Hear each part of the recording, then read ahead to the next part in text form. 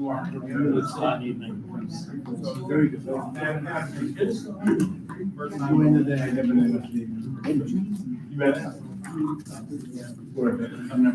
No civil disobedience to mix the men and the women's side of the room. No. It's just ironic how that happened. I know. It's not, you have to watch it, maybe think you did on purpose. Literally just the way. I don't think any of us on this side are worried about it. No, it's us that would have to work. We know who the superior people are. Those, individually wrapped candies, and you're good. Happy birthday. Oh, thank you. 29. Plus 32. We're good? It's time.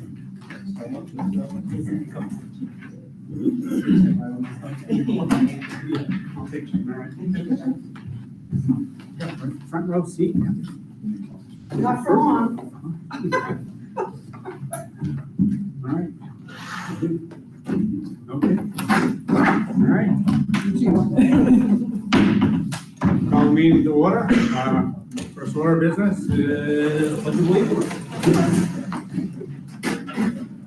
I pledge allegiance to the flag of the United States of America and to the republic for which it stands, one nation, under God, indivisible, with liberty and justice for all.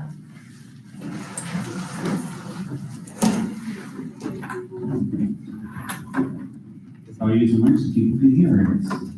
That's why it's here. All right, next up, we just approve our minutes and then I do want to move another agenda item, but we'll take care of these first. So first up is approving the minutes of February 14th, 2022 and February 28th, 2022 and March 7th of 2022. We have a motion to approve those minutes. So moved. Second. We have a second. Any discussion, corrections, or otherwise? Hearing none, all in favor of approving the minutes as presented? Unanimous. Next up is approving the roll of accounts dated February 24th, 2022, in the amount of $49,402.58, and dated March 10th, 2022, in the amount of $548,659.15. So I have a motion to approve the rolls. Move to approve the rolls as listed. We have a motion, do we have a second? Second.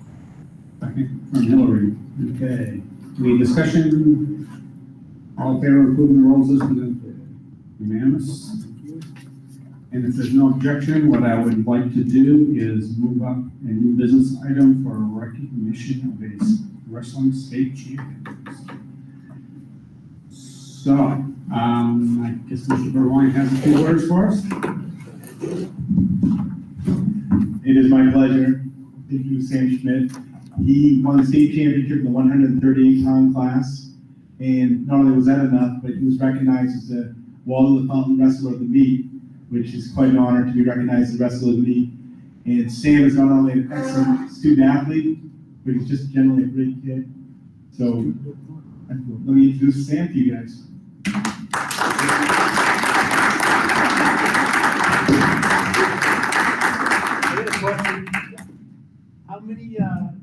How many championships is this in your family now? I don't know if I keep track. I haven't got enough fingers, do I? I think 6, 7. Oh, there's more than 4. I read the paper. State champion. How many wrestlers with me? And You had one that was 4 times by himself. Oh, 1. all right.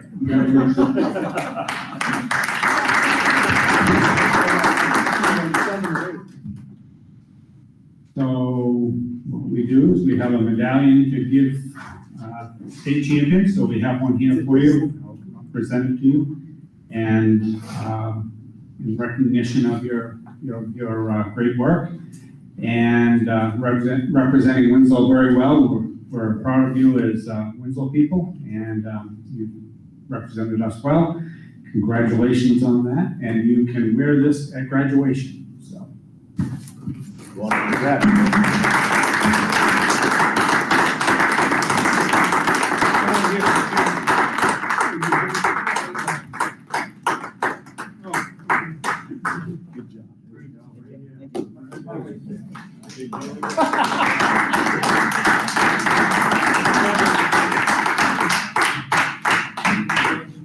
Good job. That's right. I have that picture somewhere. This is definitely the fun part of the job. We like it. You guys don't want to stay? Now you're on the same Great stuff. Thank you. Congratulations again. All right, next up, report of committees. Do we have any committee reports? Okay, hearing none. Administrators reports. So Mr. Bell is sitting right there in front. We'll start with Mr. Bell. All right, you're gonna hear a little bit about from me later on. First thing I do want to do is apologize that the NEAS report that I sent to Peter and Amanda that sent to you was the wrong one. So we do have the new one. Peter will explain that more when we get there. So, but I just want to go over a couple of things that we did on Thursday and Friday of last week, which actually does relate to the work that we did with NEAS earlier this year. Departments met together to review common assessments and started collating that data and having conversations about the common assessments and doing some pre-work for some work that's going to happen this summer with goal setting for next year. The other thing that a committee of people came together to determine a survey that's going to go out to parents and students in the next couple of weeks. Just looking at Bell schedule, looking at thoughts from our stakeholders, which is directly related to another one of our NEAS goals that we've been working on just trying to find ways to bring in parents, community members, students, giving them a bigger voice when we sit down to make any sort of changes at the school. So again, we're looking at Bell schedule, just kind of seeing, is there a better way to do it? And we want feedback from the stakeholders as we do that. Good evening. I'd like to recognize again some students that have excelled in the past month here at Winslow High School. First off, for our mid-Main Tech students at the CTE Academy, we had Lucas Paul. In Information Technology, Stephen Spencer. Construction, Dana Palmer. And in Criminal Justice, Nevaeh Plissy. So congratulations to them. And our Student of the Month here at Winslow, have the write-up from the teachers that was presented. So this is what was announced, how she received the award. When I think of what a model student should be, I think of Grace Campbell. She is hardworking, humble, considerate, dependable, and kind. She has a quiet energy about her that is so enjoyable to watch. She ingests, processes, and synthesizes new information. The quality of grades Grace earns come largely from a tenacious work ethic and a passion for success. Plus, I think many of us realize that underneath that super quiet exterior, there is a hilarious kid with a sharp sense of humor. So Grace Campbell was our February Student of the Month, and I feel like I've always said quiet leader this year when I've announced our students, but there's another one there that are just doing great things, but people are noticing just because of their work ethic and the way they carry themselves. So I'm proud of her and all of our students here at Winslow, but just want to make sure they're recognized. So thank you.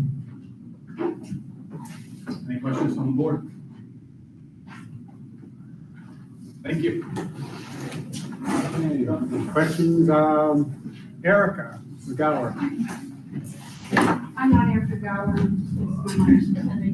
Yeah.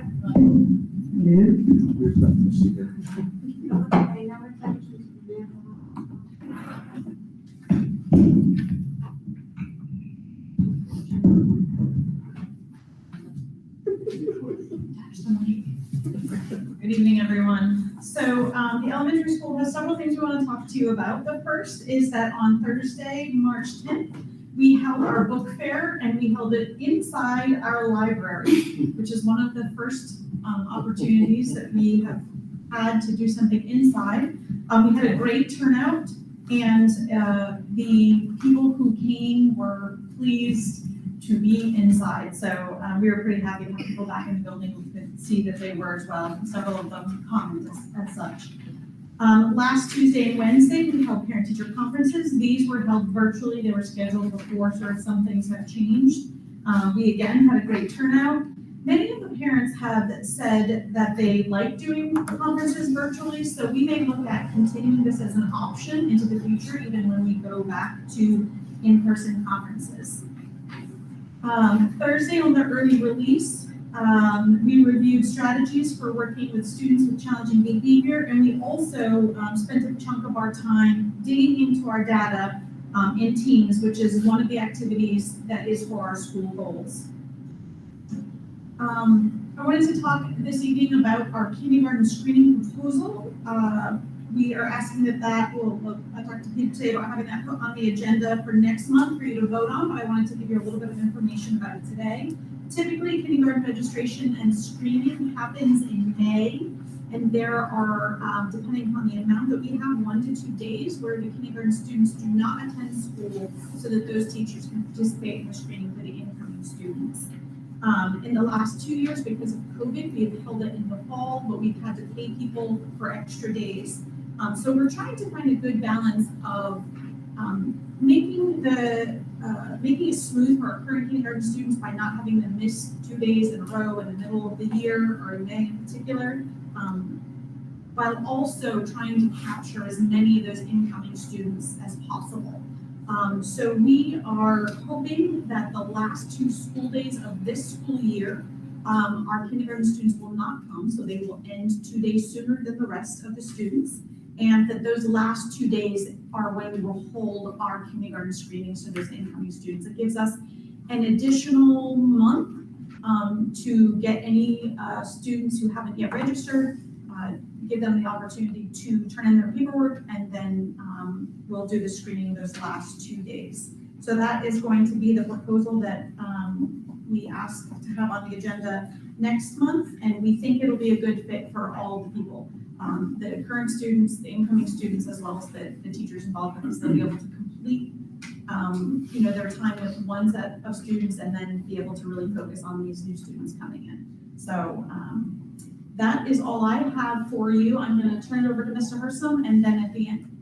A question on your proposal. Yes. Is, I'm just thinking if the inter-school year changes for any given reason, is that going to be a conflict? So I think we'll we'll eventually have a specific date, presumably, unless, the sky falls, which we hope it doesn't. And that's when we'll make sure we notify. We'll give parents ample opportunity that those last 2 days are no school days for the current kindergartners. We're hopeful that the snowstorms or the chances that we have a no school day go away fairly soon so that we can get that information relayed to. over. All right. So. I like your thing. All right, I'll let Mr. Hersom talk, and then if there's any questions, we'll follow up. Good evening. I just want to kind of talk about the elementary school has started to do a student spotlight assembly, actually assemblies for each grade, similar to the junior high and high school. So we had our first round the week of March 7th for grades K through 6. So each grade level had their own assembly. 6th grades had a few assemblies earlier in the year, where they've been familiar with being at the junior high and kind of familiar with that routine and structure of having a student spotlight assembly. But as a school, overall, we were really excited to have this opportunity to celebrate and recognize our students in our building. And having an assembly like this, it's an activity that we've identified at the beginning of the year to help address the school attendance goal that we developed at the beginning of the year. Like I said, each grade level had their own assembly and was held in the commons area of our school. Students were recognized for a variety of reasons, including academic achievement, their work ethic, perseverance, being respectful, responsible, and safe on a consistent basis, for the positive impact they made in their classroom or our school community. All adults had the opportunity to recognize students, and it was nice to have certificates coming in from adults other than their classroom teachers, so a variety of adults in our building. The overall feedback was positive. It was nice to see the happiness and excitement on the faces of the students being recognized, but it was also nice to see that reaction from other students, where that genuine happiness for the other student, or that support, giving high fives or thumbs up to the students being recognized from other students in the commons was really nice to see. With this being the first time that we've had the assemblies for grades K through 5, There are things that we'll work together as a staff to improve on this positive experience for the next time we have the next round of assemblies, which we're looking at the end of April sometime. So I'd like to take a few minutes and list off the students that were recognized, starting with our kindergarten students. Lily Lopez, Mason Wegner, Claire Carey, Reagan Bigview, Camilla Harrington, Penelope Fate, Grayson Shenever, and Matthew Whitmore. First grade students that were recognized: Jacob Sinclair, Logan Huggins, Ruth Miller, Christiana Tardif, Natalie Rosenthal, and Vivian Audette. Second grade students: Sawyer Dameron, Aria Marcoux, Walter Audette, Owen Colello, Gabriel Sweetland, Charles Parent, and Bryson Bort. Third grade students: Olivia Brochu, Evan Spalding, Temperance Fabro, Jared Mitchell, Quinn Flaherty, Eve Flanagan, Braden Castagnetto, and Kobe Gray.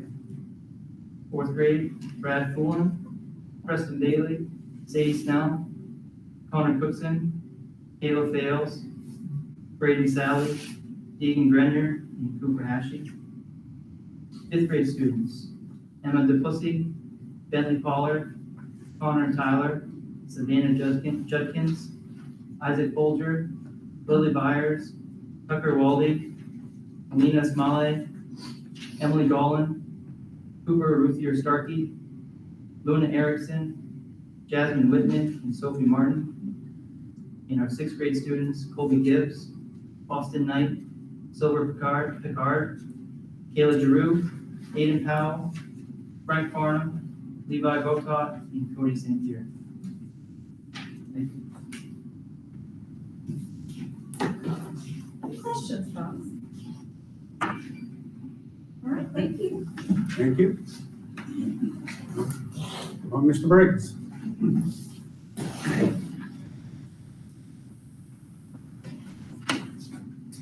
So I want to share with you, earlier this year, I shared my goal in regards to respectful, responsible students.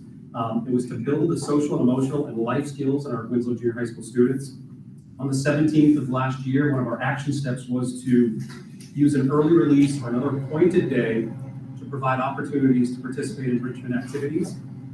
We kicked off the morning with a student-driven, which was our civil rights team. About 25, 30 students came to me, approached me about a video that they wanted to share to the student body titled The R Word. And it was a program put together by the Special Olympics and the Best Buddies program, a campaign that's been going on for about 10 years to promote inclusion, changing attitudes and perceptions about people with intellectual disabilities. It was about a 25-minute video with a 10-minute discussion. We kicked off by grade level.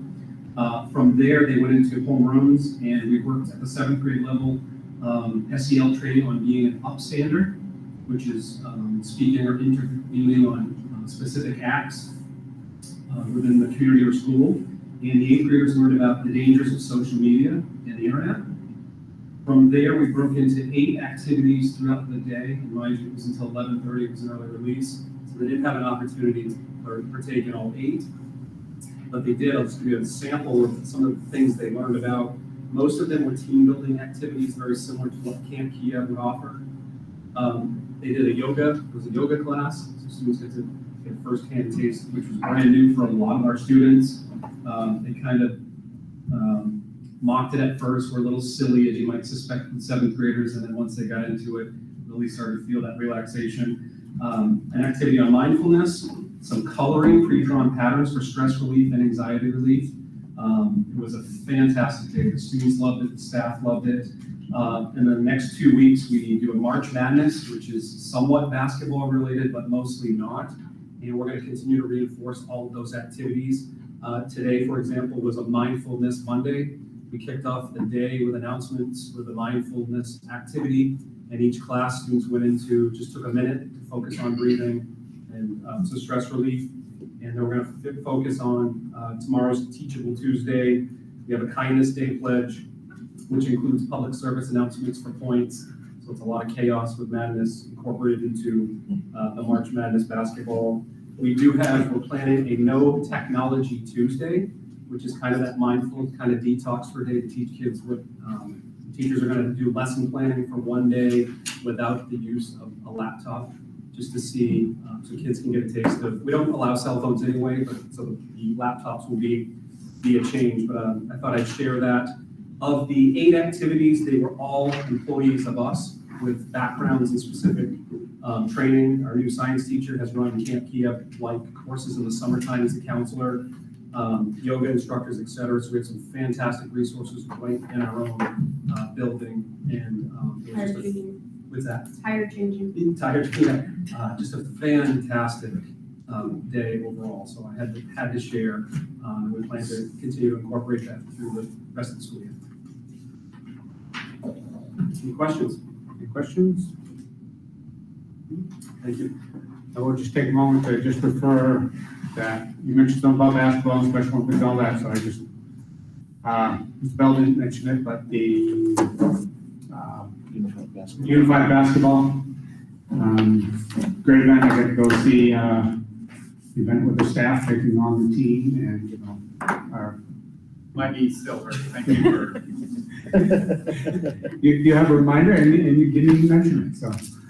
But it was a great event, and if you haven't seen one, you gotta go, because it's a blast. And, you know, Mr. Bell provided plenty of entertainment value as well as others. Price of admission. Oh, yeah, the price of admission, you couldn't be here, so. Thank you. We'll talk when I need knee replacement. All right. So, Mr. Burgoyne, anything from athletics? Nothing from athletics today. We're kind of between seasons here. Okay. All teams coming together? Today was the first day of pitches and catches, so All right, maybe some sore rounds tonight. very good. Jennifer, do you have something for us in special ed? I'm just going to share about our recent in-service for the ed techs. They spent some time with Eli Soul, who's our ECBA contracted, and he focused on effective interactions with students and how staff can manage their emotions, and specific strategies to use when interacting with a child that might be presenting challenging behaviors. They then participated in some independent training on respond, don't react. Again, how to manage their emotions during and how to positively interact with students. They also were given some time to work through the DOE modules to support our staff, which are modules that were released from the DOE to help remind staff how to take care of themselves and to help avoid burnout. We had about 10, or we did have 10 staff members that participated in the initial safety care training, day 1. So those were some staff that have been with us but unable to be trained, and some new staff as well as some general ed techs participated in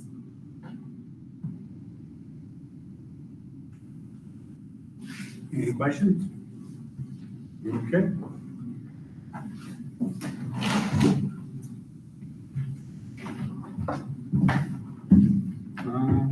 Sheldon Phillips.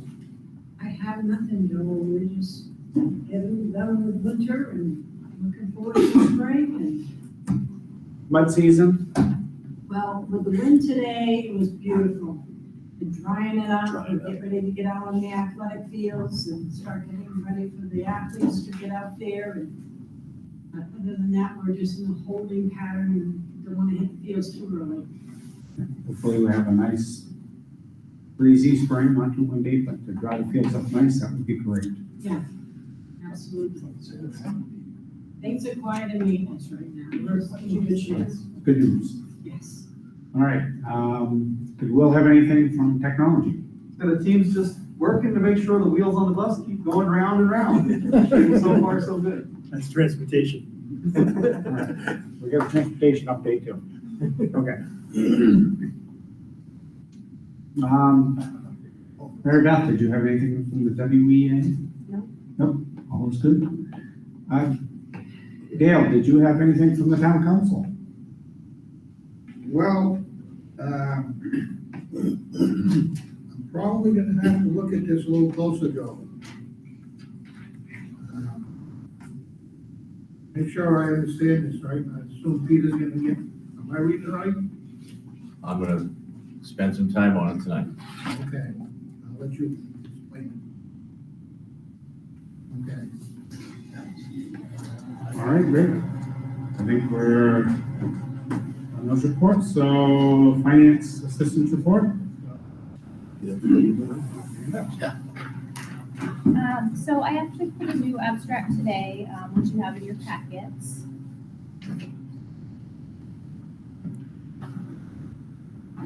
I pulled a new budget abstract today, which you have in your packets. As you know, we've been keeping a close eye on this, especially knowing some of our sublines are significantly overdrawn.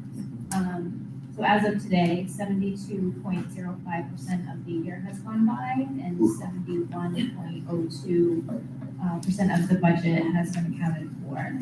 If you remove encumbered items, 70.34% of the budget has been spent, and Peter's going to talk a little bit more about our thoughts on that. So Amanda's correct. These are numbers that are very close. They're close for several reasons. One of them being, we're still dealing with COVID, still dealing with a lot of substitutes that are in our buildings. Budget lines are very much overdrawn this year. We couldn't predict how much we were going to use in sublines. So they're overdrawn. We've tried to account for that next year to see what that might look like. So you'll see that as we do the budget presentation tonight, but overall, we've asked to put a soft freeze on this budget, just to hold things, and we started that last Friday. So we hope that with a soft freeze, we'll end where we should end. This is not the first time we've run close. My first year here, you probably remember, we ran very close, and we put a soft freeze on that budget as well. But there are a lot of things that account for some of the extra expenditures that we had no way to plan for with COVID. John? What's this district certification? It's gone over, and it's not a lot of money, but I don't remember that happening before. Right. The reason for that is because that district certifications that we now have the individual in Winslow who is the new Mary Boyle. So that's our person here. Oh, and so the small amount of increase that you see there is that person's stipend, right? Yep, and we no longer, that's what that is. No longer. But the other thing to that is that's an increase, which will also see a revenue for that person, because that person is overseeing for Waterville and Bassboro as well. So even though you see an increase here, there's also a revenue that comes with that. Thank you. Okay, if nothing else there, then I guess you're up. I'm up. And so. That way. Hands up to him.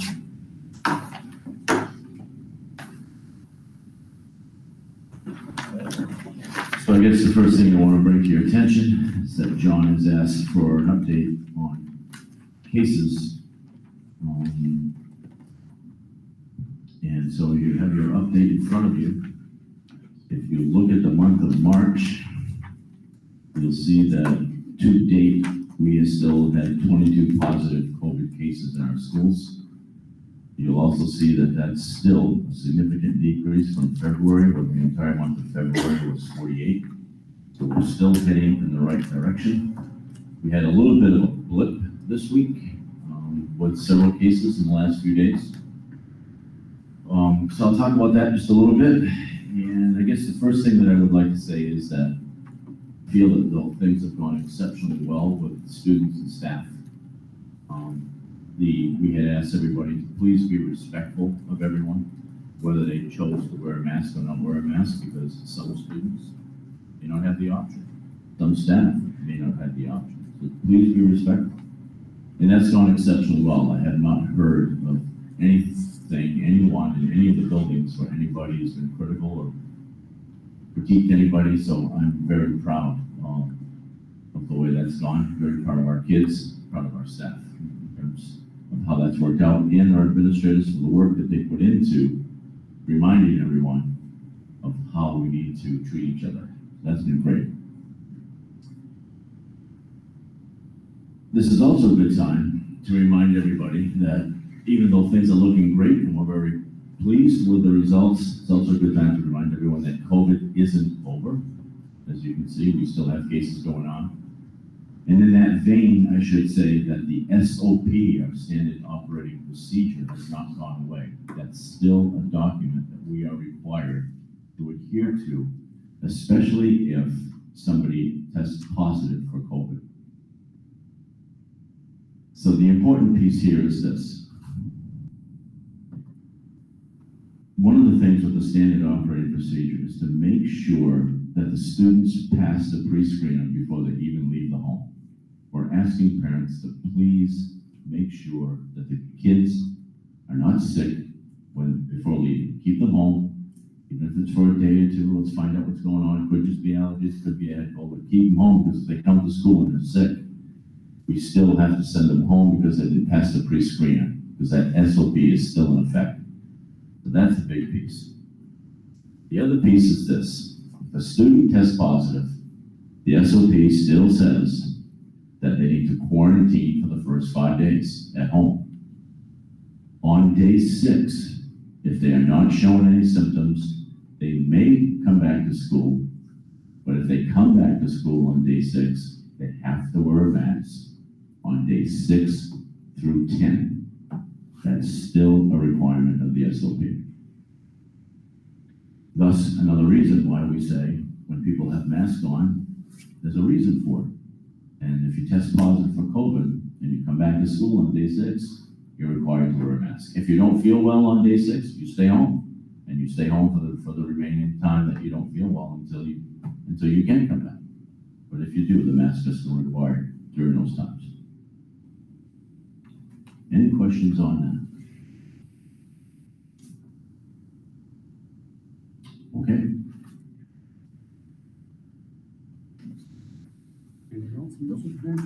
That's it. Do have something else. Thank you, Joe.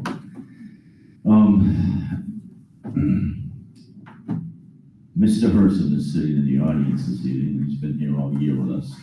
Mr. Herson has been the assistant principal at, I should say the second assistant principal at Winslow Elementary. He was hired this year. We had this whole piece of the transition into grade 6. We had COVID. We have a lot of different things that are happening that we felt we needed some additional support as we were still transitioning through this whole COVID piece. Mr. Herson took this position knowing that it was a position funded by CARES funds for 2 years. Not really knowing what was going to happen at the end of 2 years, if he would be looking for another job or he wanted to get into administration, and so that's what happened with that. Mr. Price is sitting there this evening, and it was announced to us that he will be retiring at the end of this year. Mr. Price has taught Mr. Herson everything he could possibly teach him in the last 8 months. We advertised internally the position to see if there was anybody within the district that was interested in pursuing that assistant principal's position. And we had one individual who applied or requested to be transferred, and that was Mr. Herson.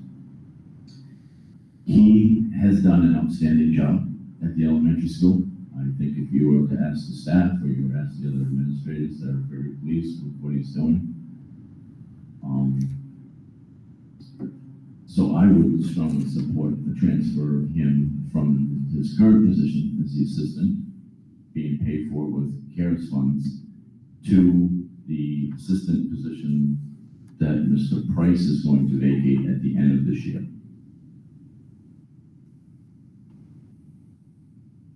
Need a motion? I don't need a motion. I'm just letting you know that that's a transfer that I would recommend, and either a thumbs up or thumbs down. Mr. Price has got a thumbs up, so I think that's a good sign. I think the consensus is there. Thank you.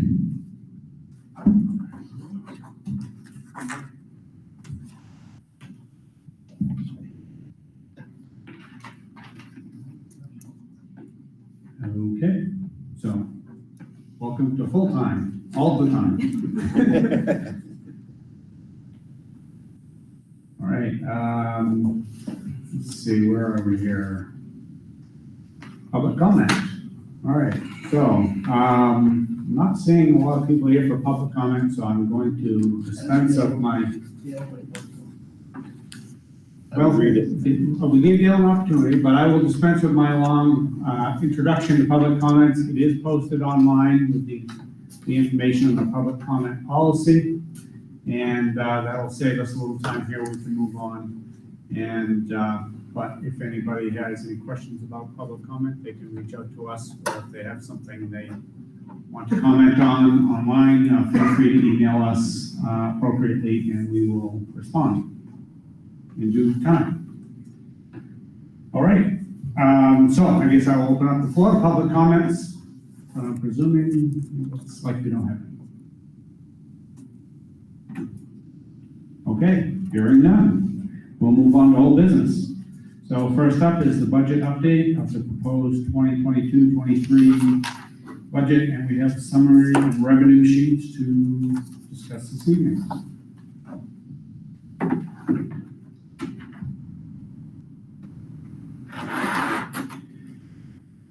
So I'm assuming that all of you have the summary, the revenue worksheet in front.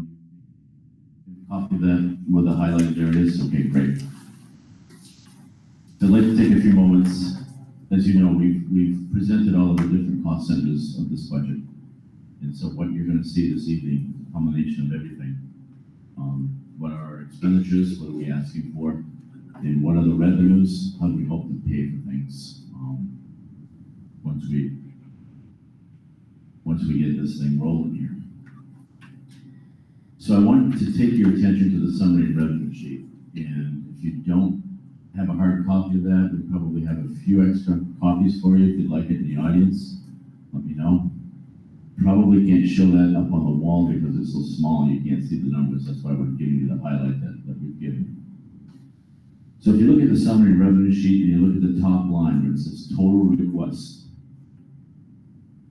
and you go all the way over to where I've highlighted where it says 22-23, you'll see that the total request for this coming year is $18,146,994.30.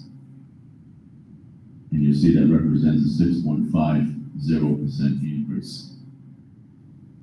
And you'll see on the far right column how much money that represents in an increase. A little over $1 million, $1,107,879.84. So when you see something like that, it's sticker shock. But let me explain a few things in terms of where that money is being generated from, why it's being generated, I should say, and later on, how we're gonna pay for it. So Amanda has a screen up that says new money. And you'll see that salaries takes a huge chunk out of that.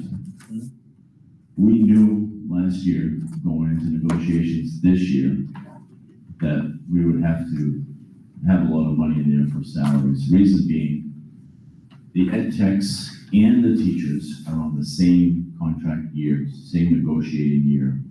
And that's because the last time that we negotiated with teachers, we got off track. So we used to go every 3 years. Last time we negotiated, it was 2 years. So we're negotiating with teachers currently. We're negotiating with ed techs currently. We're negotiating with food service workers, secretaries, custodians.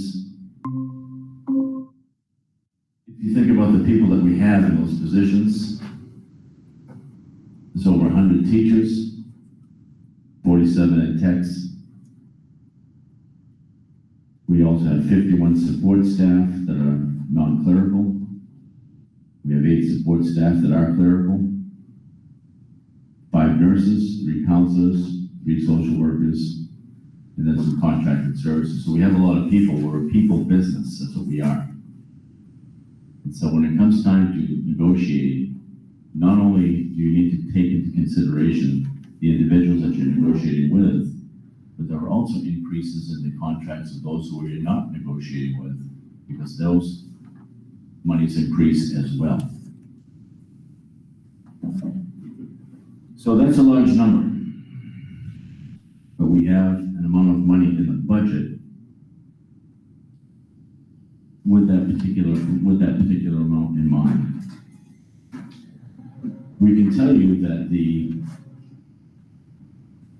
ESP contract, or the EdTech contract, was far behind the other ESP or EdTech contracts in the area.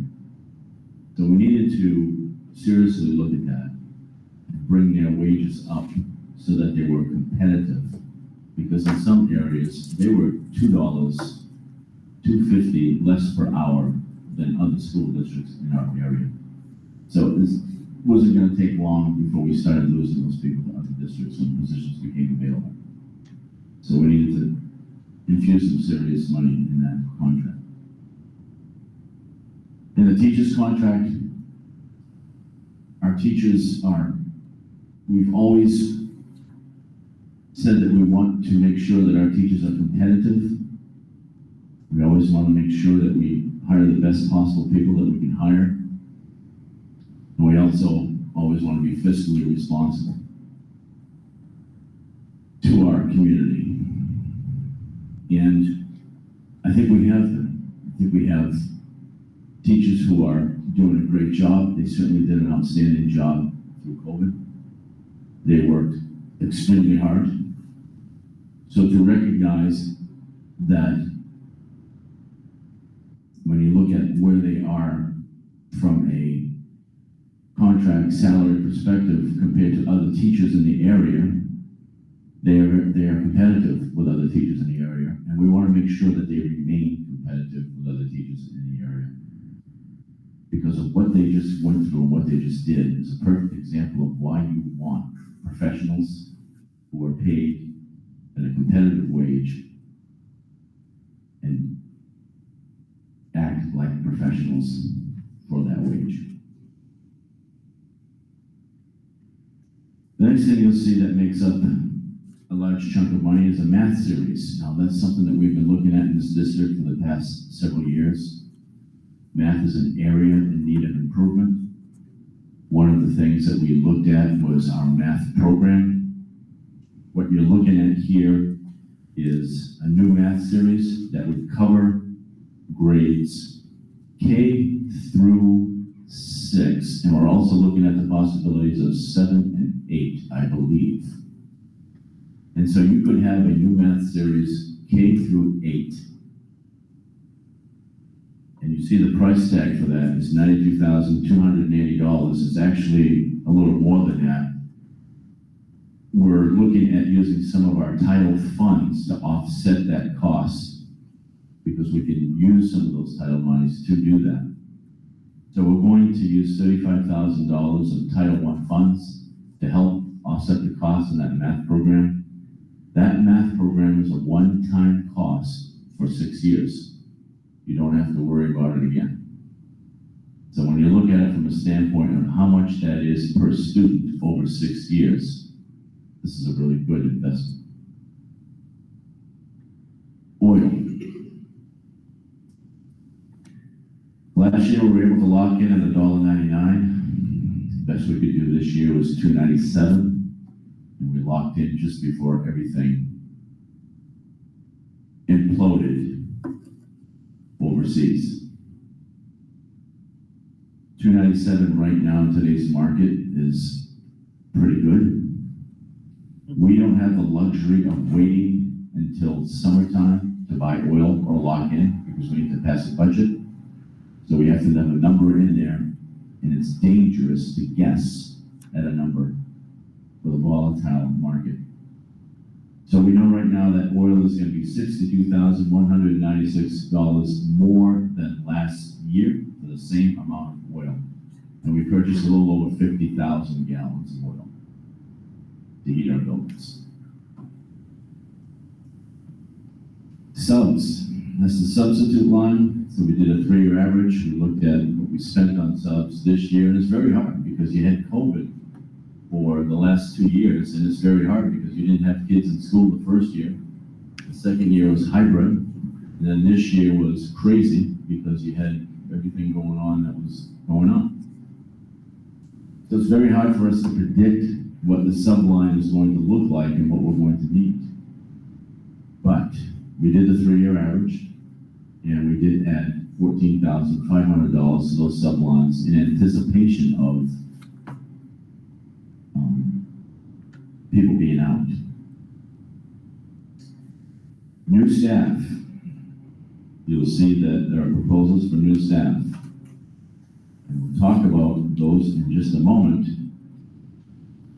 But you'll recall at the last meeting that we had as a board, Jennifer spoke to us, and she spoke to us regarding the need to have 2 additional ed techs in special education because the numbers were high in the resource rooms, and you can only have so many students on caseloads. And so that's a requirement by law that needs to be addressed and taken care of. So if you flip to the new positions, I'll walk down through what those new positions are. The first one is speech therapist. Now, we're not getting a speech therapist for $18,817. What you're seeing there is we had $42,000 budgeted in previous years for contracted services for speech. But we still have more of a need, and we felt that if we had our own person, we could address the needs of our kids better than through contracted services, which is sometimes very difficult to fill because they're busy serving the needs of other districts. So by using the $42,000 that we had in contracted services, the difference was $18,817. And so that's the difference that we needed to come up with in order to make that happen. If you look at the next line, we've had some Ed Tech 2s being transferred to Ed Tech 3s. It's a small amount, $1,760.39. The reason that's important is because Ed Tech 3s can do more than Ed Tech 2s in terms of working with students, and also they can do some of the billing that we talk about to get some of the revenues back from main care. The next 2 positions that you see are 2 Ed Tech 3s, both of them at $41,128.76. The way we budget for those is that's their salary and benefits for somebody with 5 years of experience. Now, the person we might hire could have 2 years of experience, and that would work in our favor. Or the person we might hire may have 8 years of experience and be the best candidate, and that doesn't always work in our favor. But by budgeting for 5 years with insurance, it's been a pretty good indicator for us that we usually fall into the ballpark when it comes down to all of the people that are going to end up eventually being hired over the course of the summer. Now, the piece that we did talk about the last time that Jennifer has approached me since we last spoke is the idea of hiring another clinical social worker for the junior high, to assist the junior high and the high school. And I'm going to take just a moment and let Jennifer talk about that and why she feels that that's an important piece for us.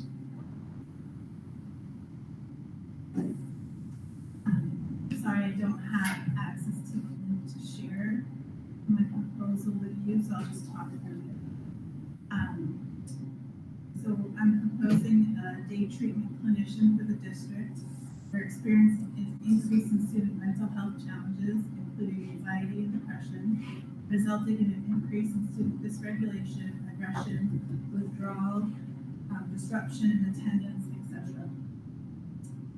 Currently, we have 2 clinicians in the district. We have one for K-6, and then we have one for junior high and high school. Their caseloads are unmanageable at this point. They are serving our section 28, our life skills, our most intense students there, as well as the day treatment classrooms, as well as related services for other students that require that on their IEP. We have students that have been referred out to KBH and other agencies, but there's a wait list for those. And so we have many students that are on the wait list for services because we can't provide those in school. So this adding a clinician, again, we talk about the 5-year master. This would be on a teacher contract. Peter must have that number in front of you, the 76,000. This would ensure that we're compliant with IEP services. We would increase students eligible for section 28 and 65 reimbursement to the district. We'd increase supervision of BHP and ed techs working with our most challenging students. That's a requirement for section 28 and 65, but our current structure makes it difficult for our clinicians to provide that support. And we'd have an increased clinical support to students individually, but as well as our programs. Again, the cost savings would be that this person would be able to get some reimbursement for services through me. I have a question, but it's kind of off topic a little bit, but you mentioned attendance. And it may be too soon to get the answer. I don't know who would have this. Since the masks were off, have we seen any uptick or any change in attendance in our school? I should have asked that earlier. I didn't think of it until she said the word attendance. Too early? It's too early. Okay. Start making sort of comparisons. Yeah, okay. Just curious. The second assistant principal position will be put in place for 2 years. If COVID doesn't come back to visit us, is it conceivable that the money that we have budgeted with CARES for that could pay for the clinical social worker? Could we make an adjustment in our request? If COVID comes back and we continue to have the disruptions, then we will need it. But I wonder whether or not this is something that we have the potential.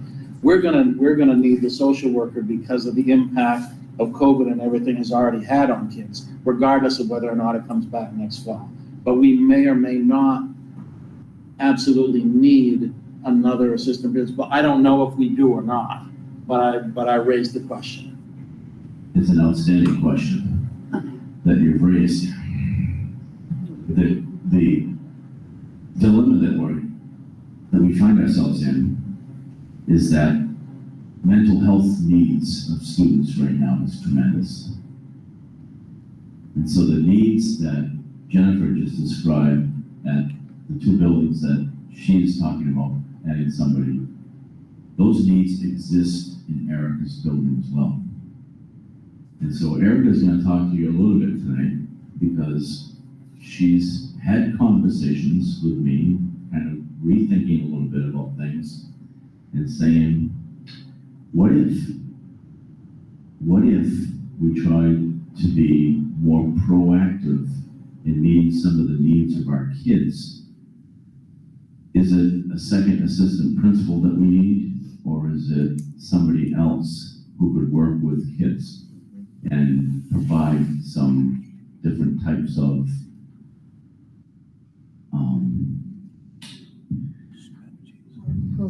supports? I wanted to say another word, but it was the incorrect word. Supports would be the best word. And if we did that, Jay, we would use the CARES funds for that second assistant principal to put somebody in that position.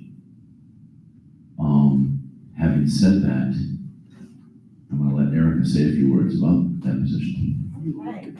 So as Peter noted, we have had conversations about what were the needs. We planned for this 2-year AP because we knew there was going to be a need. We just didn't know exactly what it would look like. So after Mr. Price put in his letter of resignation, I met with Peter to really talk about, okay, so what do we do for next year? A one-year AP? And so he challenged me to think outside of the box, look at what you need. So went back, had conversations with Mr. Price and Mr. Hersom, and said, who are we seeing on a daily basis? Who are the kids who are being sent to the office? Why are they being sent to the office? And is this an AP level reason? And so what we determined through that analysis, and we looked at it over several days, so we have, and also we have lots of history about who we were seeing, but really just delved into a few days specifically and sort of sifted through them. And what we determined is we have a significant need. There's no doubting that. There's barely a moment that we eat lunch or, get to sit and check our email some days, a variety of things. So we have a significant need. What we have figured out is that need is not necessarily an assistant principal. So when we, again, looked at what were the needs that we had, these are some of the things that this person, which I've named student support specialist, who would be a teacher contracted position, they would provide tier 2 social, emotional, and behavior interventions. So we're seeing kids who need breaks. They have breaks built into their day because their classroom is too overwhelming for a variety of reasons. Some of it is because of the transition back to full days. Some of it is no masks or masks. There's a variety of reasons that our students are struggling, but we are seeing them struggling. So while a social worker is going to help us, a social worker is more of a long-term help. And what we need is somebody to provide support to students daily, who can do things like create student plans for check-in, check-out, where they set goals for students, with students, and then check in with them throughout the day to see how their student is doing, to plan skill-building activities for students, to help with some of our GEI, which is general education interventions as it relates to both behavior and social emotional needs, to look at, some of our 504 students need some additional accommodations or support. So this person, instead of just being sent to the office as a discipline, because there is a group of students who are sent to the office who need additional support, we don't have that person or that place for them at this point. So my recommendation is going to be that instead of using the funds that we had budgeted for the second assistant principal, that we instead use those funds for a student support specialist, one-year position for next school year, to provide support to students in a more proactive way. And I think that we will see that this is meeting a need that we have that's not necessarily an administrative need. Any questions?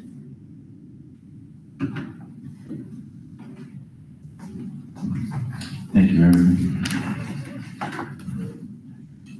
So that's at the bottom of that page. You'll see CARES Fund Student Support Specialists, and you'll see a number there. Again, that's based on salary and benefits. You'll see that's a little bit higher because when you're using federal funds, it costs you a little bit more than if you're not using federal funds. So that's why that's there.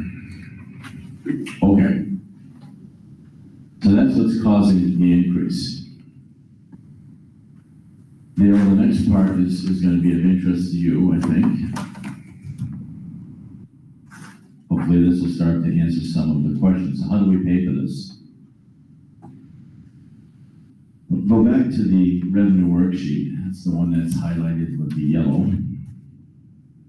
And the first thing that I want you to look at is the line on the state subsidy, which is highlighted in yellow as well. And what you'll notice is if you go all the way across to 22-23, you'll notice that the amount of state subsidy that we are receiving this year is $8,574,341.28. But I want to take you back 2 columns to the left, where it says 21-22. And you'll notice that in 21-22, we received $7,928,902.57. That was last year.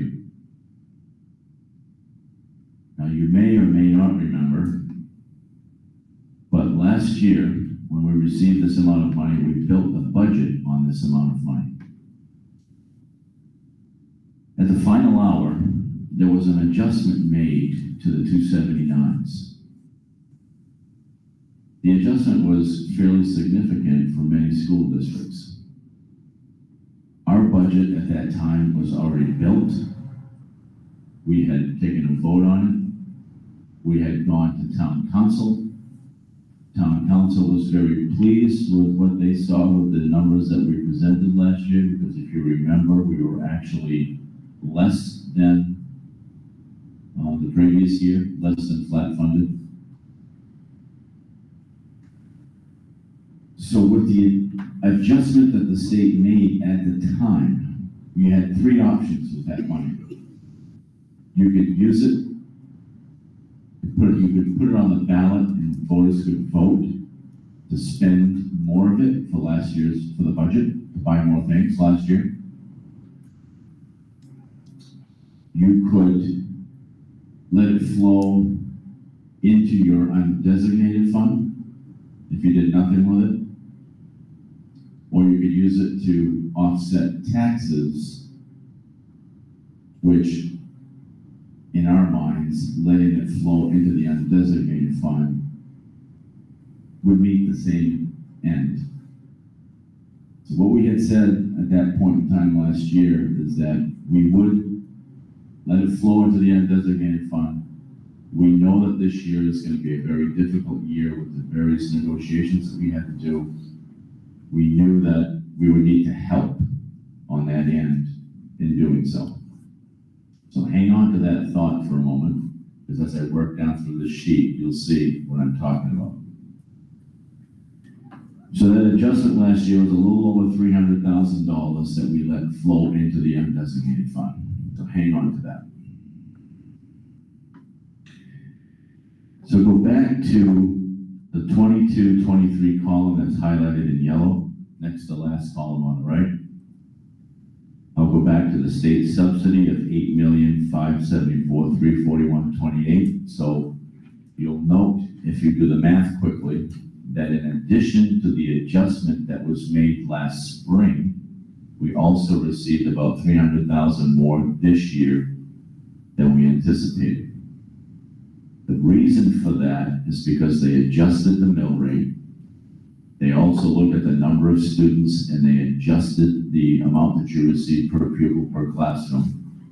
Over the last 3 years, they took an average because we've lost a lot of kids.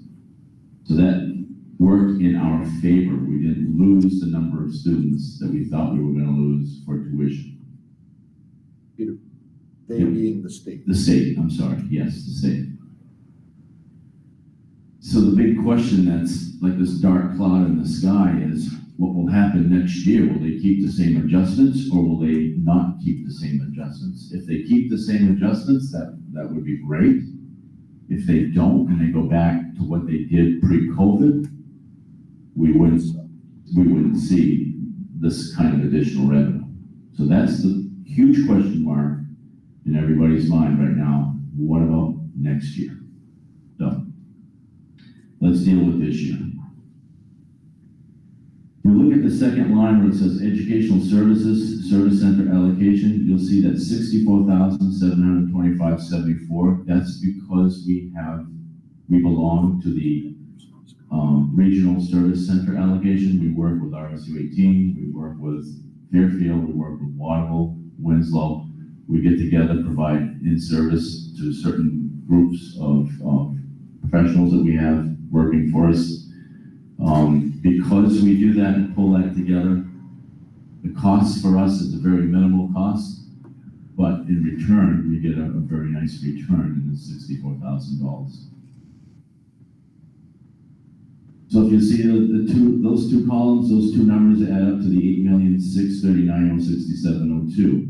So then let's work down the list. Next thing I have highlighted is athletics, $18,000. We didn't change that. That's revenues, gate receipts that athletics might bring in. We didn't change it.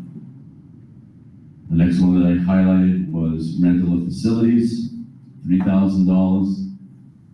really didn't change that either. It's not a whole big thing for us. I mean, a lot of times our facilities are used by groups that are in town, and we don't necessarily rent it up to them, so it's not a big money maker, but there is some cash there. The next piece to look at is a shared occupational therapist with Vassarboro. We have an occupational therapist that does some work out there, so we can bill for that person's services. So that's what you're seeing there for that amount. The next line that's highlighted is the $10,430.51. We have a courier that delivers mail to Waterville, Winslow, Vassarboro. The person is a Waterville, Winslow employee, but she drives buses for Waterville. It's always a little different. So she's a Winslow employee, so we get a revenue for her services for doing the courier work for the other two communities, so that's what that is. The next line is shared maintenance director with Vassarboro. Not only does Shelley wear 10 different hats in this community, she also takes care of Vassarboro maintenance, and so they pay a portion of her salary, so that's revenue for Shelley. The next piece that you see is $25,000 that's highlighted. Those are state agency clients. Those are students that the state would place in our community, in a home in our community. We left that amount the same because you never quite know how many students you might get. If they'll be adopted, you never quite know. So we left that amount the same. The next one, though, is a significant increase. You'll see $454,002. That's an increase of $56,905. And what that is are the tuition students, and I'll ask Amanda to flash that up on the screen. Those are our tuition students that come to Winslow from other communities. So Vassarboro, we anticipate 30 students coming to us again next year. A lot of those kids are here now as freshmen and sophomores, so we have a pretty good sense that they're going to return with us. We anticipate 5 students from China coming to us next year. We anticipate 1 student from Palermo. After Mr. Bell and Mr. Preble's evening with the Vassarboro students, because they do a welcome and they do an evening for the kids to kind of get them acclimated and what is Winslow High School all about. We anticipate 8 students coming to us next year. We have 8 students graduating from Vassarboro this year, so we hope to replace that number. So that's a total of 44, which is actually a few additional kids more than we had last year. But if you look below where it says full-time students, we will have 28 full-time students at $11,773.92, which is the state amount that we receive for students. And so you see the total there of $329,669.76. We also have 16 of those students who will attend Mid-Maine Technical Center. So when a student goes to the Mid-Maine Tech Center, we don't get the full revenue. We get 2/3 of that revenue. 2/3 of that is the $7,770. So when you add those two figures up, our revenue for incoming students is at $454, $2.24. So that's good. It's very good for us. And it also speaks volumes that students want to come to Winslow and participate in our programs. The next piece you'll see is town tuition, secondary, special education. You'll see that's an increase of $20,000 as well. We had anticipated $30,000 in revenue this year. What that means is the students who are coming to us from other towns, those who qualify for special education needs, have services that we can bill for that are in addition to what you would receive from the state tuition. So that's an additional revenue that we receive from the community that the students are coming from. So when you look at that, you'll see the total of those lines. The next one that I want to highlight, and this is where I said hang on to that thought for a second, you'll see that in our undesignated fund, we're going to put $300,000 in that line to help support this budget. That's where, when I spoke to you earlier, that there was an adjustment made last spring and we didn't touch it, we didn't spend it, we didn't do anything with it, because we knew we were going to have a difficult year this year. That just flowed into the undesignated fund. So what we would like to do is, I think we can help support this budget, help support the tax base for the next 2 years. I think we can put $300,000 in that line to help support things. So when you look at the bottom, where you see total state and school revenues, you will see, Amanda's got a slide that she's going to put up there as well, but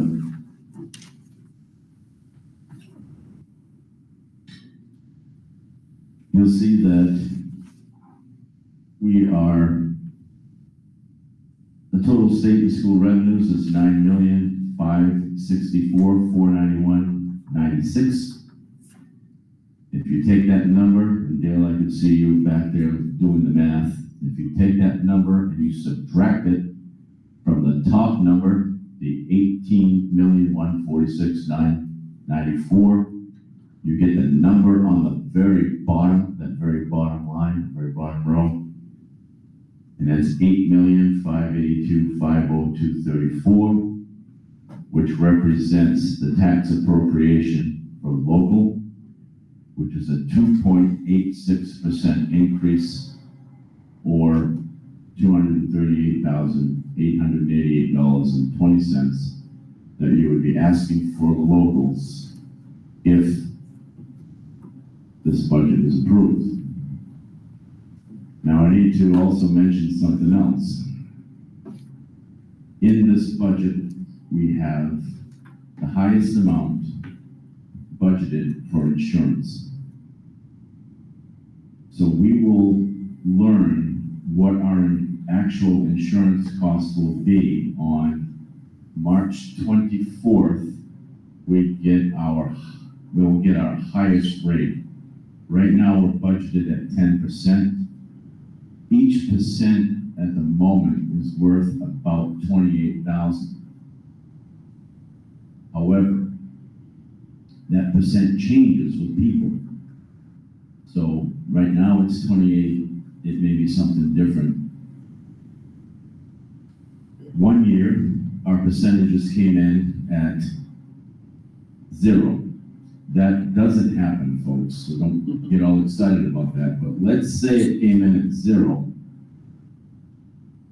Technically, you could take $280,000 off this in your budget for the town to basically be flat funded.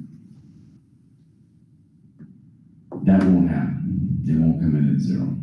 But let's say it comes in at 5%, you can still subtract some of that. So I guess what I'm trying to say is this number would potentially be a little bit less than it is now. With that, I'll open it up for questions. John has a question. I have a question and a statement. First question.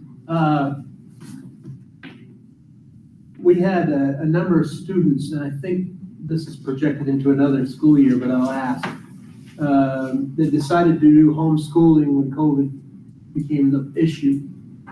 Will the state revenues be changed for this year, or would it be the following year if we got more students coming back due to no longer homeschooling? That's the $1 million question right there, John. Because right now what they've done is they've given us. $1 million right there. They've given us, it could be the other way. Oh.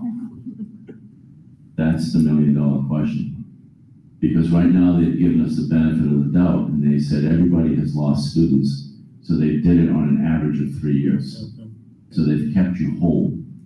If they hadn't have kept us whole, we would not have received the revenues that we received this year. Now, next year, if they don't do that, that could hurt the revenues that we receive. If they don't come back. If the kids don't come back, absolutely, but if the state doesn't continue with this adjustment, it will hurt us. It'll hurt all schools, not just us. Well, here's my statement. I did a little math, and Amanda can correct me if I'm wrong, but I think out of that 238,000, over 25% of it is the increase in oil. I mean, that's a huge chunk just in the extra added price of oil. That's just one line item We have no control. we have no control over that is gonna cost us 25% of the increase. Actually, a little over, if I figure it right. Okay. Two questions.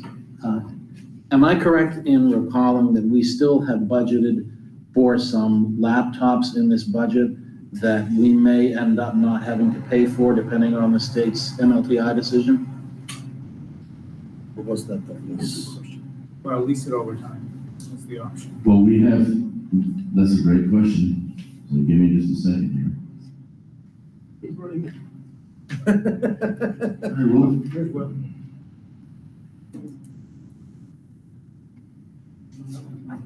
I can't find my sheet, but I'll just tell you from memory. So there's a couple of things going on here. You'll recall that Will had put in a significant amount of money for new Chromebooks or laptops, Will? Chromebooks or laptops? Chromebooks are a Same laptop. laptop. So we'll put that entire amount in. So one of the things that we've done is, what I didn't talk about are what are some of the things that we cut out of this budget to get to that point. I didn't talk about that because there wasn't a whole lot in this budget that could be cut. I mean, everything that you saw was either something that was negotiated, it was oil, it was things that you needed to run the district. But we did look at Will's request for the laptops, and rather than buy those at $92,000 or whatever they were, we went on a lease. So that reduced that amount by $67,000 out of this budget. And that's typically what we do, because that's how we can afford to make it work. The other question you had about Milty, I'll let Will answer, because I think that's why he came out of his closet. Yes, and another thing is, it's only just recently, and maybe you can help me recall when the paperwork, we didn't get the paperwork to sign that, what we were gonna be getting from the Department of Ed until I think a week or so ago.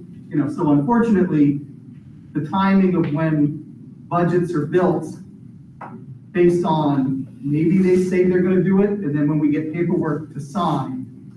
So the most recent paperwork actually said they're going to expand. Typically, Milty has been grade 7 and 8, and they're going to expand that by an additional grade level next year, which means we get a grade level's worth of laptops, and then they may do another grade level the year after that. So either way, we have been making adjustments. We took the total number of devices we wanted to have, and we're going to be adjusting those down based off what the multi-program says they're going to give. So there will be a reduction in one or more lines reflecting that before we take this to the council? No. No. Everything you see right now, that's already been reflected. We've already taken it out. Okay, next question. You have proposed using $300,000, which you explained where it came from the undesignated fund. What is the current balance of our undesignated fund in total? 1.5 million. Okay, thank you. I'd like to amend what I said earlier, because I should have added this.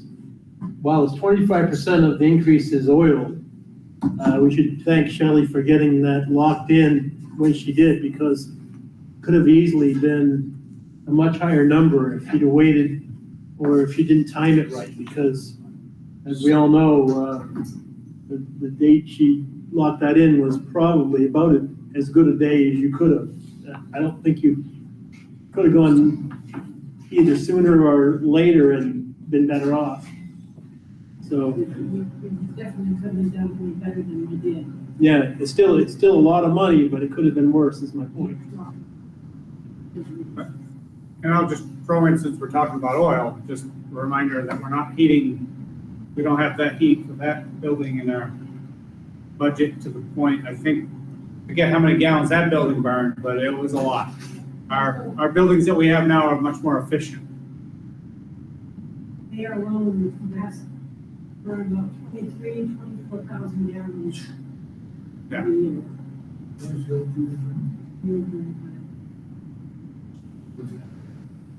Excuse me?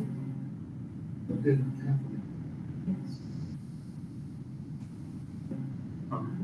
Although, on a side note, I've shut the heat off over there.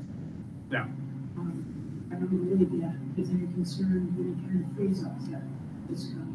Right, and obviously the town hasn't made a long-term decision on that, but still, regardless, we're saving money on oil not being in that building. So, Even more than we originally talked about. right. So you'll find out about the insurance on the 24th. You say that's, the 24th is the highest percentage we'll know. When is the actual date for what we'll know? Second or third week in April. And then we meet and we have to get this to the town. So what will happen is, whatever that number is on the 24th, Amanda will make the adjustment to this, so that when we meet with the town on the 7th for the budget workshop, they'll see what the highest insurance amount is going to be. And then if there's another adjustment later on, we can make that adjustment as well, because at that point, after we have the budget workshop with the town, Chair Selwood and I were discussing this, we probably should have another board meeting to take the first vote on this and go from there. Question to Dale, do you know when you're anticipating your first read? First reading, our April meeting, which is April 11th. The public hearing will be that same night. Our workshops will be this Wednesday and Thursday. And then the 28th, we'll have a final meeting. So that kind of fits in with your figures, Joe, what you were just saying about the March 24th insurance thing. Yeah, we'll know that much by then. We could probably know that by our last budget one, just to give us some idea of where we're going. But yeah, the 7th, we'll meet with you the 7th, and then, yeah, whatever that next Monday is, I think that's the 11th. Will be our first reading. So But we're having all kinds of discussions on that's not in depth. We may be calling some special sessions. In there somewhere. Okay. Rather than having those dates.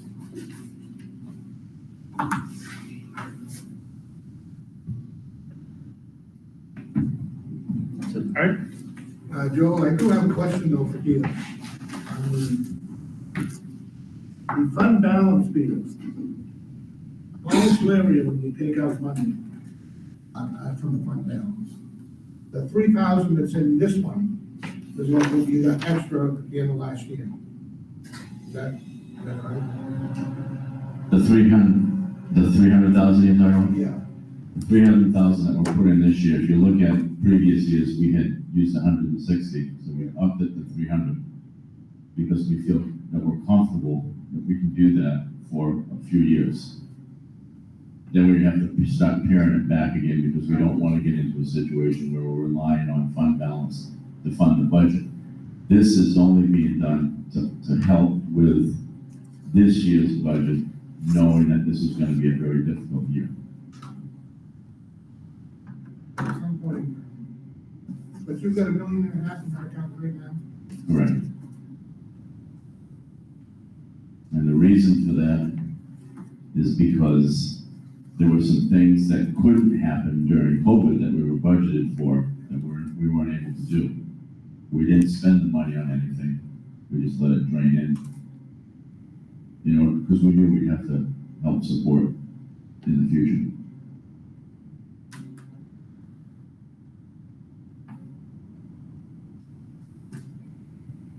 Okay, does anybody else have any questions for Peter?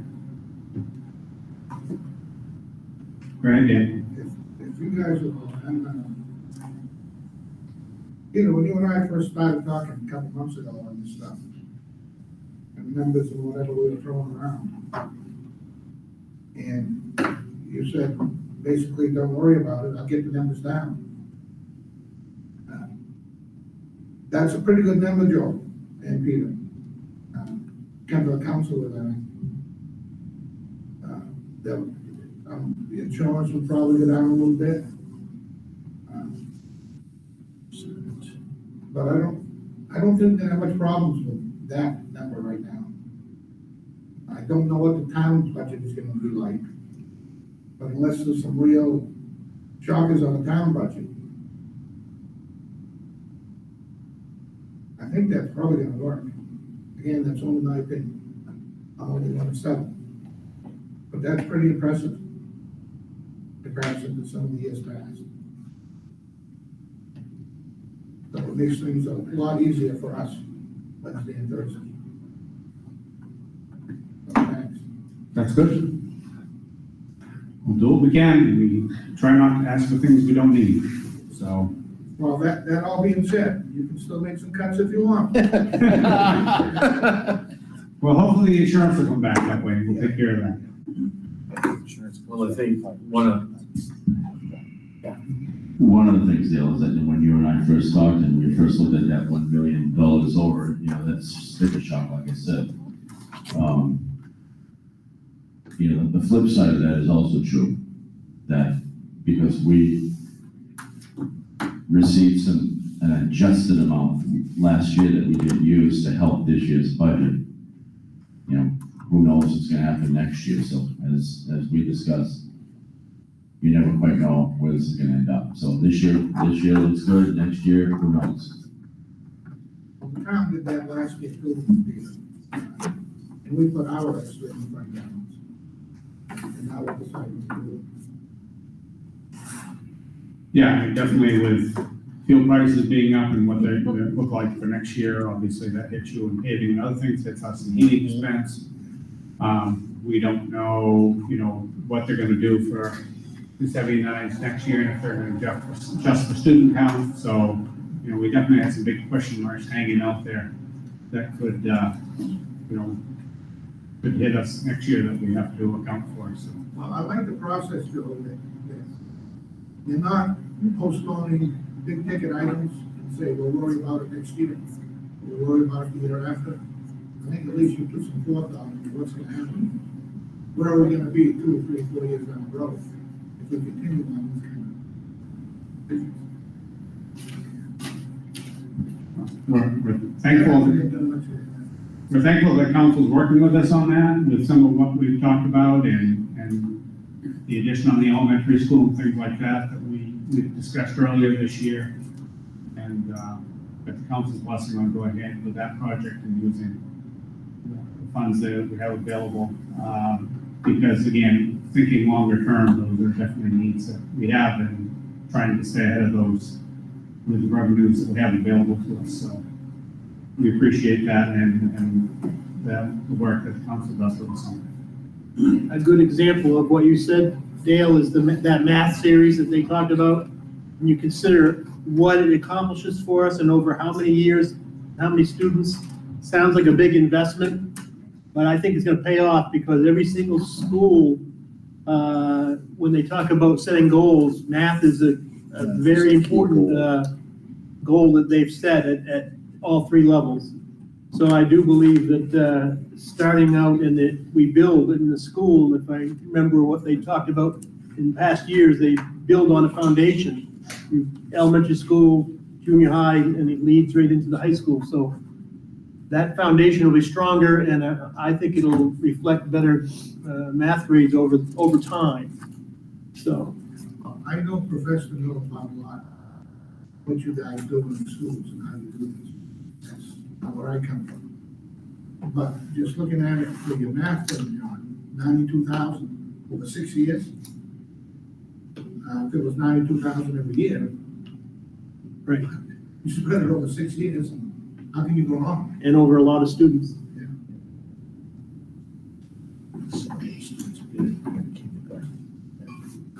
Okay, I think we're all set unless somebody has something else on the budget. We'll move on from that topic. Yes. Yeah, Mr. Bell.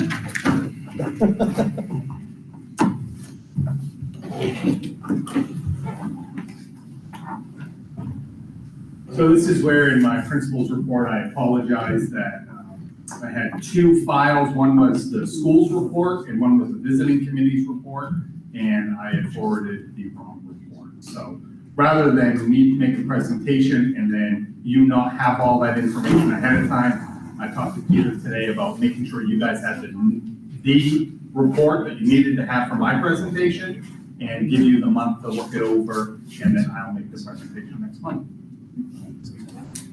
See how it's already 7:30, I'm sure nobody's gonna complain that I am not gonna talk for the next half an hour or 45 minutes. Motion to accept Chad's proposal.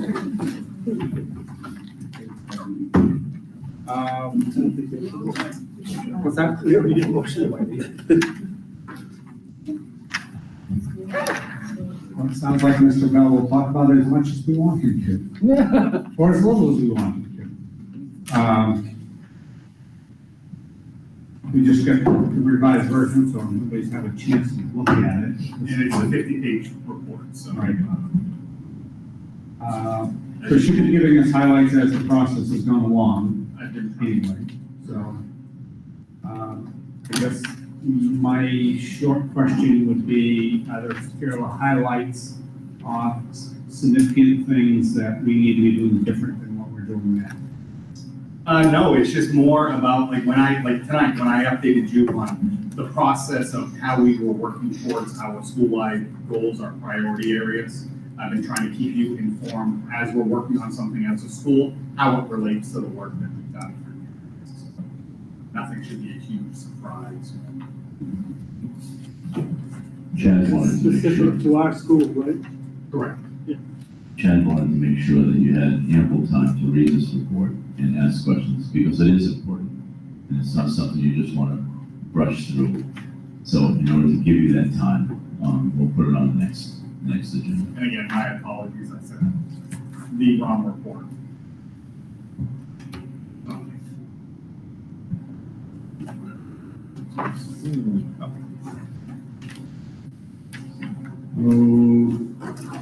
Okay, so yes, we'll discuss that as necessary for the next meeting, so please review at your leisure between now and then.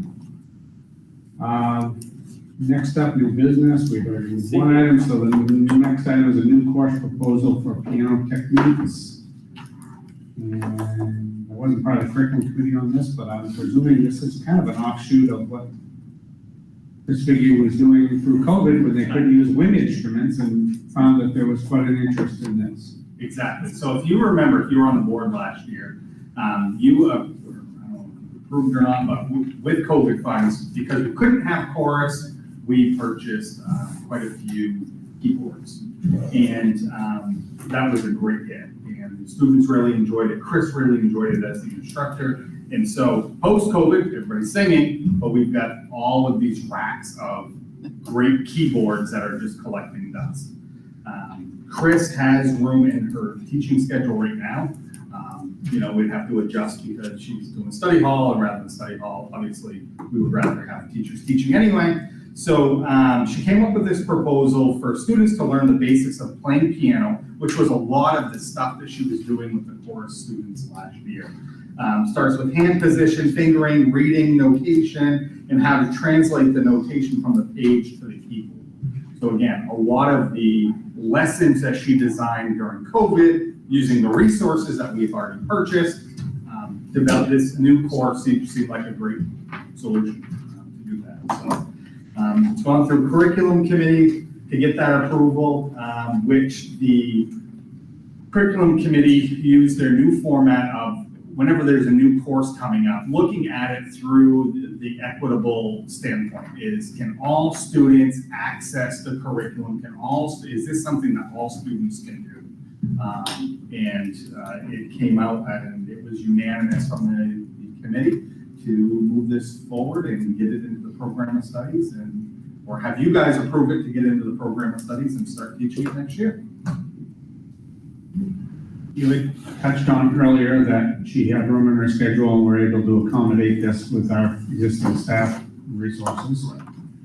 And secondly, this would count toward their fine arts elective that all students have. That is another option.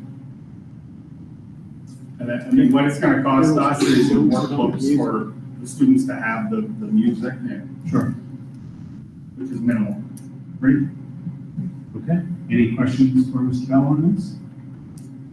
Good. I'm sure he's an expert in this. Not at all. I did not read music to save my life. Okay. If there's no questions from Mr. Bell, I guess we would entertain a motion on this proposal. Do we have a motion? Motion to accept? We have a motion to accept from Earl. Do we have a second? We have a second from Hillary. Okay. Any further discussion? All in favor of the motion? Is unanimous. Thank you. All right, thank you very much. It wouldn't want to listen to me play piano either, so. Chopsticks. Yes, I could probably use the course, but I probably wouldn't be any better. Okay, next up, vote of appointments. Move to take them as a block. Okay, if there's no objection. Do we have a motion to take this block? Is there a second? Oh, excuse me. Back up. Carrie Whitney, Hurry. elementary drama. Oh, great, we can do that. That is great. So, if you would add to the list, Carrie Whitney as elementary drama, that would be great. And does your motion still stand to take it as a group? Is there a second to take the list of appointments as a group? There's a second from Karen. Okay. Any discussion? All in favor of taking? Discussion? Excuse me, discussion, yes. Carrie Whitney, is that position stipended? So that is built in? Yes, we've had that in the past. So. Okay. She's had some wonderful performances. It'd be great to have that back.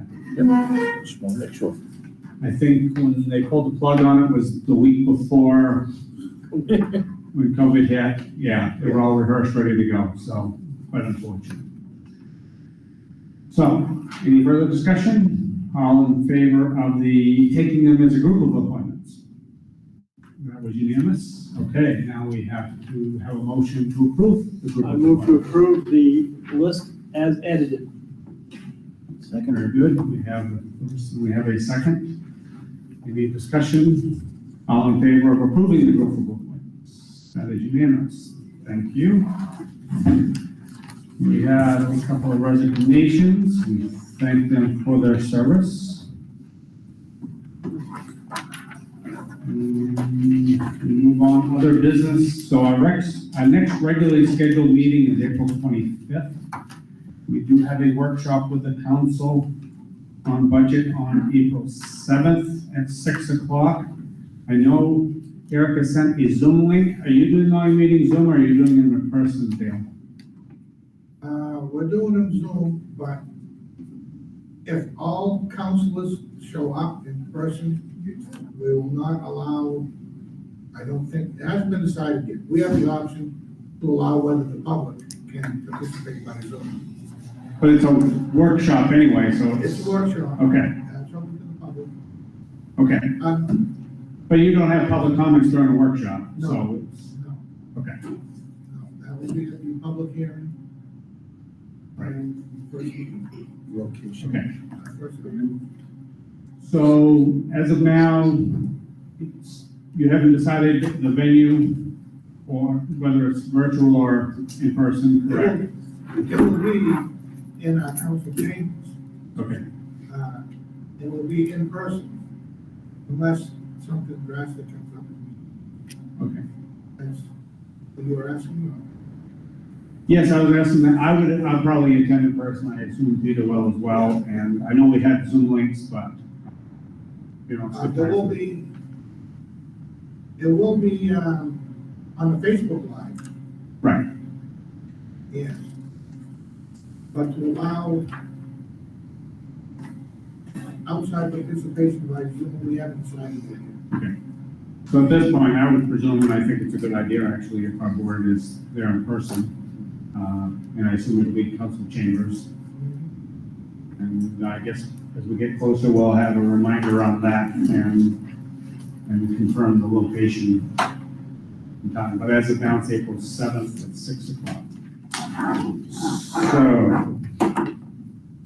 and our next regular scheduled meeting is April 25th. And we'll probably be back over in the library, which is a quieter environment to have these meetings. Unless there is anything else, I'll take a motion for adjournment. Oh, come on, I know you want to get out of this, like about our shortest meeting. So moved by Jay, second from Hillary. I never. Any discussion, all in favor of adjournment? Unanimous? Thank you all. Yeah.